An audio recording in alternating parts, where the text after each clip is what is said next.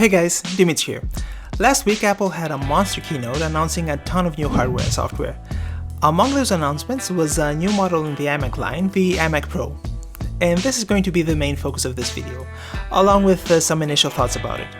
The iMac Pro can be customized with up to 18 CPU cores, 128GB of RAM, and will also have the upcoming Vega GPU line from AMD that promises really good performance.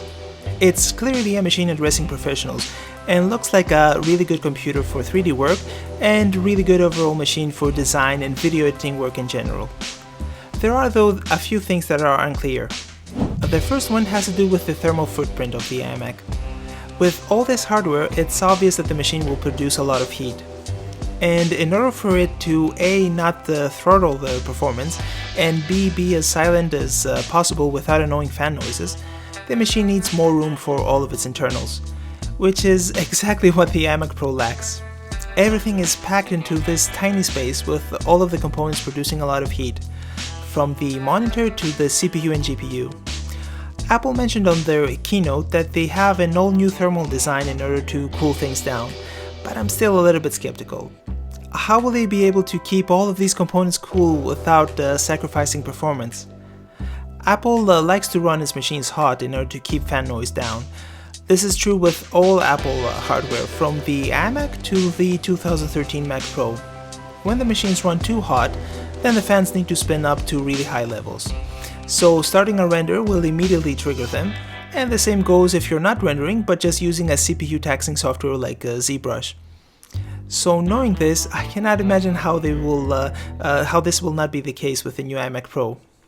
They do have a fancy new cooling design, but at the same time they have up to 14 more cores in the same space. So how will they manage to keep the machine cool, silent, and performing at top speed? They had the same problem with the 2013 Mac Pro, and there were a lot of users reporting failing GPUs that had to be exchanged more than once. I like to believe that they learned from this and managed to find a solution that will keep the iMac cool, but at the same time I don't think it's possible. I would love to be proven wrong though. From Apple's own photos and from photos from the press, we can see that the vents are not so different to the already existing iMacs.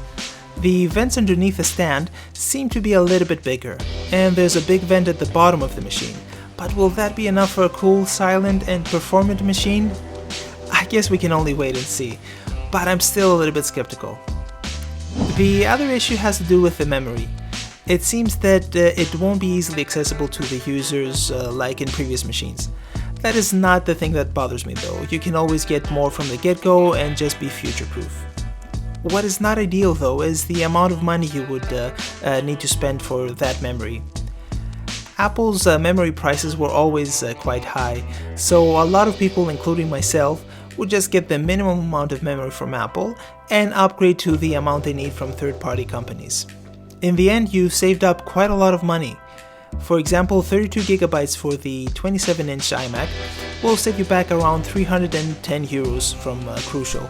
But through Apple's website, the same amount of memory would set you back 720 euros. That's more than 400 euros. And things get much worse if you want to get more.